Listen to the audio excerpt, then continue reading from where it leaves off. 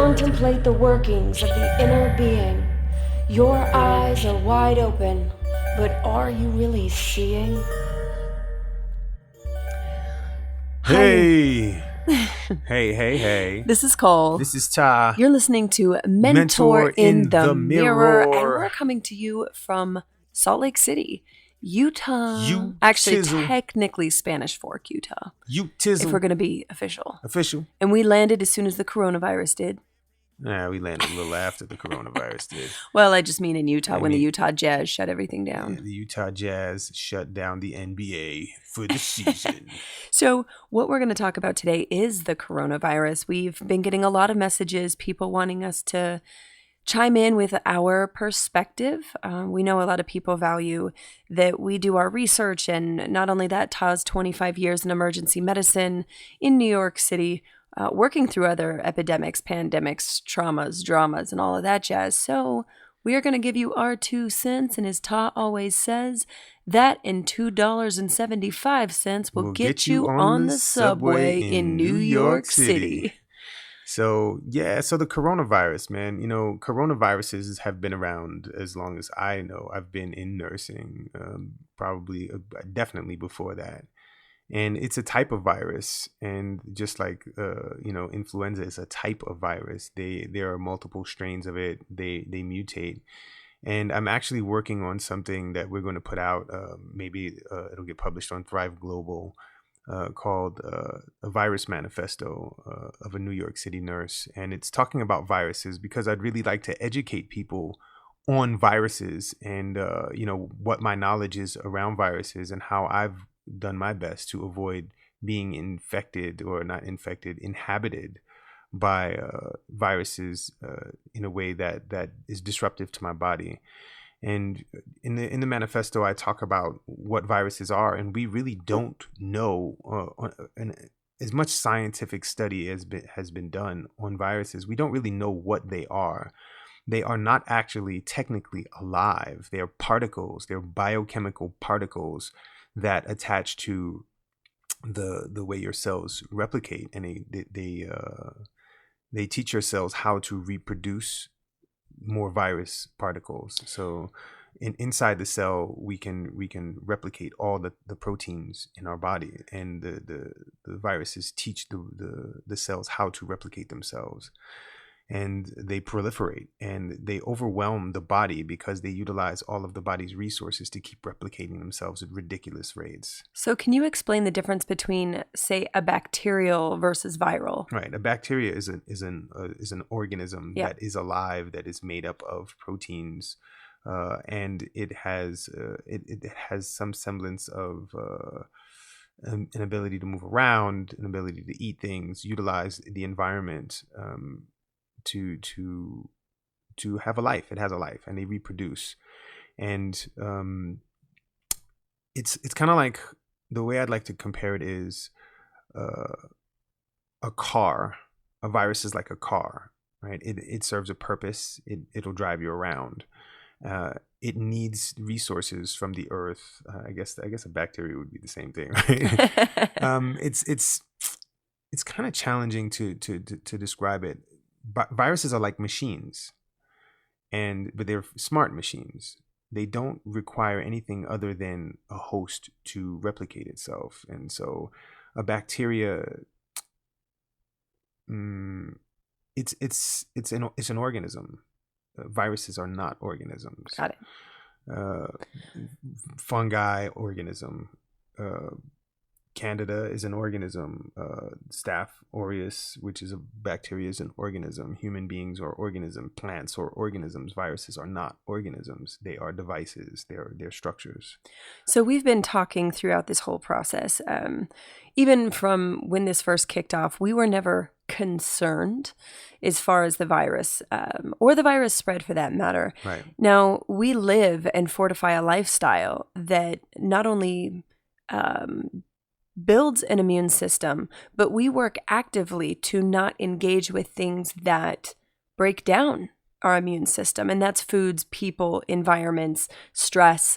And this is something we talked about from the beginning, that the stress and fear and anxiety will create far more issues than the virus itself, not only on the economy, but also in people that already have pre-existing conditions and what stress does to someone with pre-existing conditions. Right. So the thing about viruses is they have to be, they work very specifically. They're very simple and they're complex in their simplicity, if that makes sense.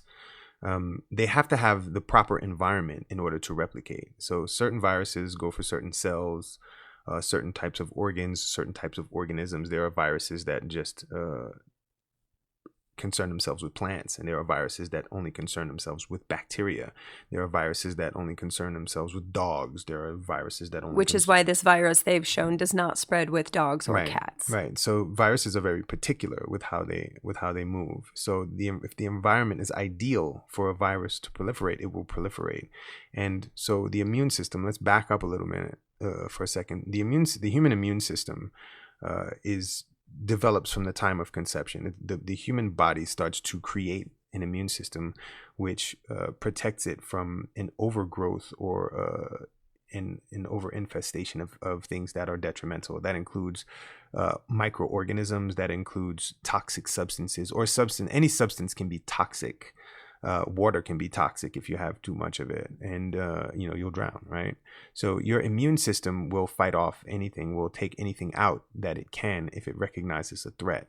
And when we're stressed out, our immune system goes offline because the body is looking to prepare itself for a threat. Right. That's that fight or flight response. We often talk about fight, flight, freeze as well, or just heightened states lowers your body's ability to fight off other viruses or bacteria because it's looking to either run or fight something off. Right. Unless the virus or the bacteria is threatening your life immediately, the immune system will go offline when you're stressed out because the stress is external. It becomes the primary thing. Yeah. It can be internal or external stress, but it becomes the primary thing of your immediate survival. So the immune system can get downregulated. So you want to keep your immune system in a place where it is always functional. So when you're stressed out, the immune system goes offline. It gets downregulated significantly. So when we are intaking toxic foods, things with dyes, alcohol, the inflammatory foods, things that cause the body to be disrupted, the immune system goes to deal with all of those things. It removes those things. Has to detoxify first before it even goes to. Right. And so we create things called cytokines, which fight off toxins and poisonous things in our body, and antibodies. And we have tons of different antibodies and cytokines that fight off all these different pathogens and toxins. And when your body is in a state where it's constantly fighting all that stuff, and then you introduce something new, like the coronavirus, right? Most people have not been exposed to this particular coronavirus virus. So your body has to actually be exposed to it. It has to proliferate to a point where the body's like, oh shit, I got to do something about this. And so the body starts to create proteins that disrupt it. And it may have to try a few things before it can actually disrupt and break up the virus, because that's what it has to do. It has to dissolve the virus and get it out of the body.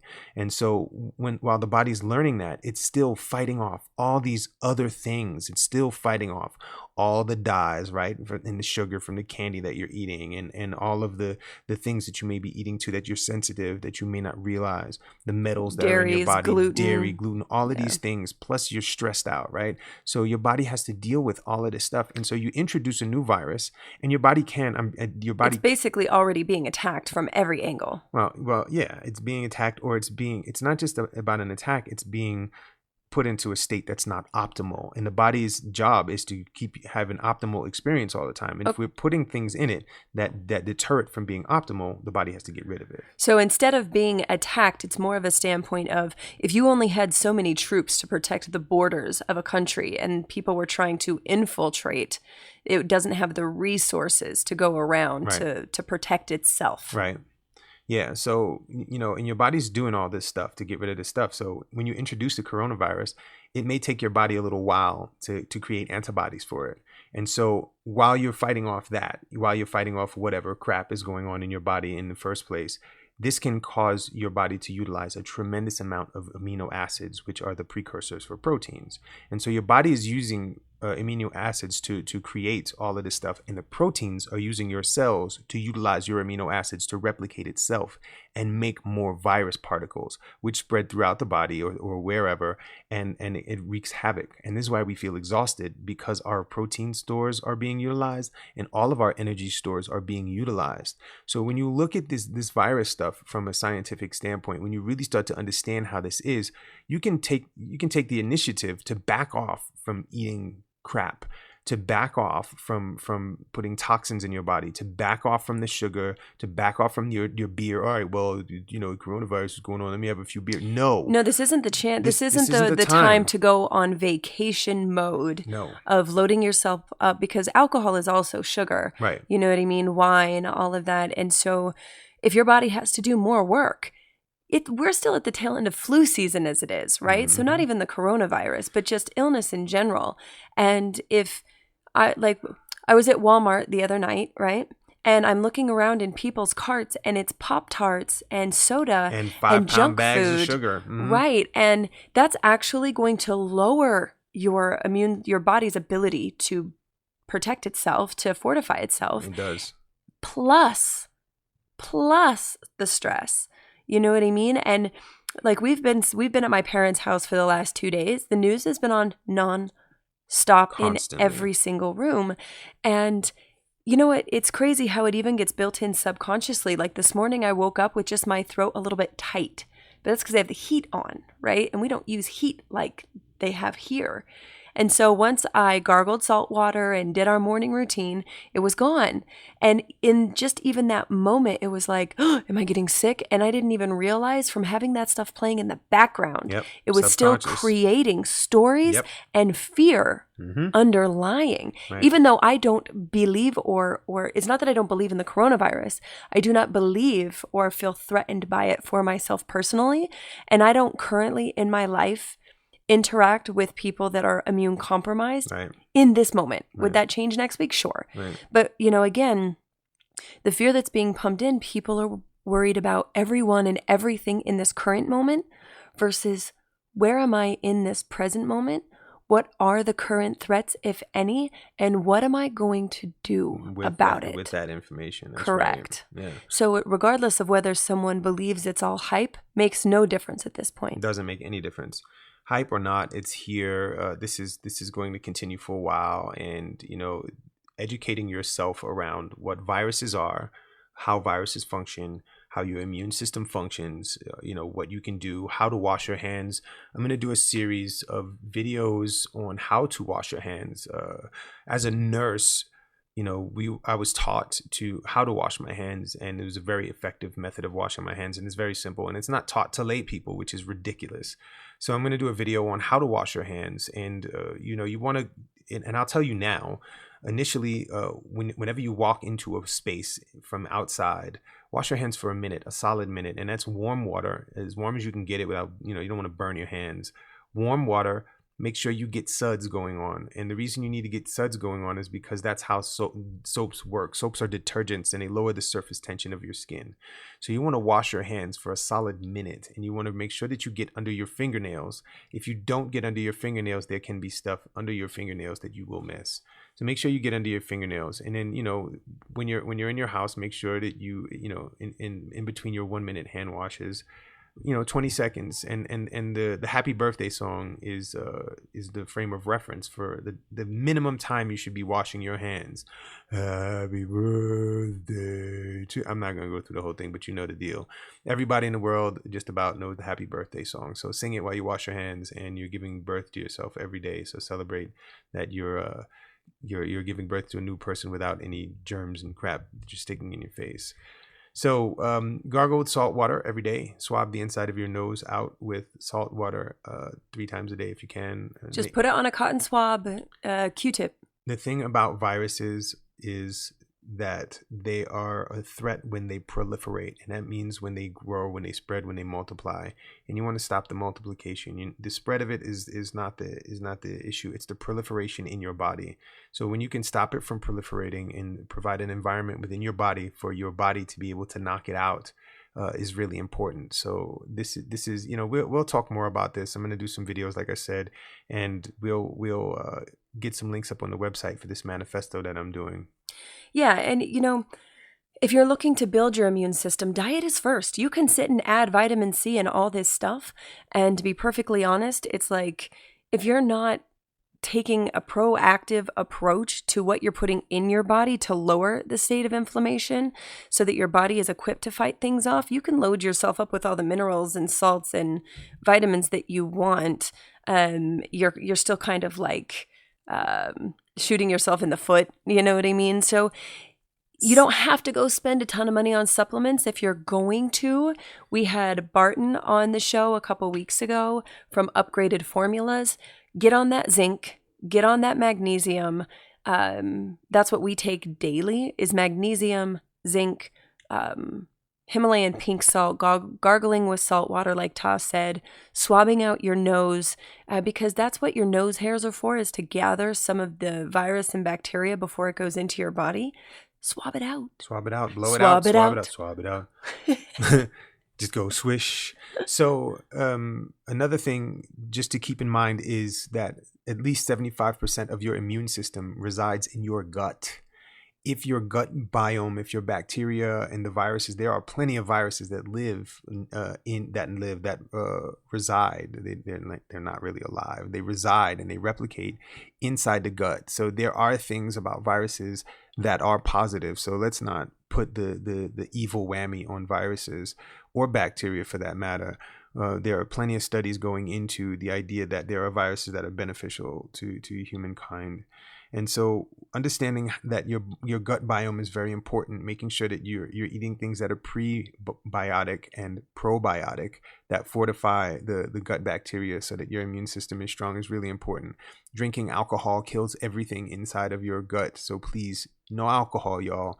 I can't stress this enough. And lots of water. Loads of water. So I read that the coronavirus will not survive in your stomach because of the stomach acids, and it's just not the environment for it. It's looking for your lungs. It's looking for other areas of the body. By drinking a lot of water, you're more likely to flush more of the virus down into the stomach where it will not survive. Also, when you drink a lot of water and you hydrate, the secretions in your lungs loosen up. This is a thing that I learned in nursing as well. When your mucus is thick, things tend to grow, and it gives them the things a space to proliferate. So you want to be able to make sure that you drink and hydrate so that if you are in a space where you get infected, the mucus thins out and you can get it out of your lungs, because the more stuff you have in there, the more stuff's going to grow around, the more it's going to spread around. So you want to be able to do that. And if you're looking to help support, health in general, the people around you, helping them lower their stress levels, the real risk we have with something like a pandemic like this isn't even the virus itself. It's the more people that are sick that end up in the hospital, that's going to take up more resources that a hospital only has so much of. So you taking care of yourself with whatever conditions you already have, the people in your life already have, taking the time for your body, lowering stress, breathing, turn off the news. If you need to get news, you can always put on, Twitter, check it once a day, be mindful of video and regurgitation of information. Find one source that you can check in and just read the updates versus having it running in the background, consuming your mind. And we will do another episode about talking to your kids, because we are watching the traumatization and discrimination that is being built into our children who are being told that this is coming from China. I've already heard kids blaming Chinese people, right? And this is another thing that we will talk, because it's a whole other episode, in how this societal conditioning gets built in. And this is important conversation to have too. Really important conversation. You don't know what information is being pumped into your children about this virus. So if you haven't paused to talk to them, please do. Talk to your kids. And if you're going to be watching TV, put on some comedy or something fun. If you're not having fun, please have fun. It boosts your immune system. Go outside, play, run, jump, do something exciting. Get your body to where it's not doing the same thing over and over again. You need to be in a space of resilience, and laughter is a big part of that. So please shift your body's chemistry and get it working in your favor. And activity. Don't just sit around. Your lymphatic system cannot do its job if you're just sitting stagnant. If you're sitting at home, remember, in most places, they're not telling you can't go out. They're saying don't gather in large groups. So even if that means that you set an alarm on your phone once an hour, do a minute of jumping jacks. Some push-ups. Yeah. Like make this the opportunity to really invest in yourself. In you, the skill, the talent you've been working on, the program you've been taking, the business you've been thinking about launching. You have time. It's yours to create what you want. And don't forget, the greatest mentor is right there in that mirror. What do you need? You know what you need inherently. And we are here to help remind you that you know what you need.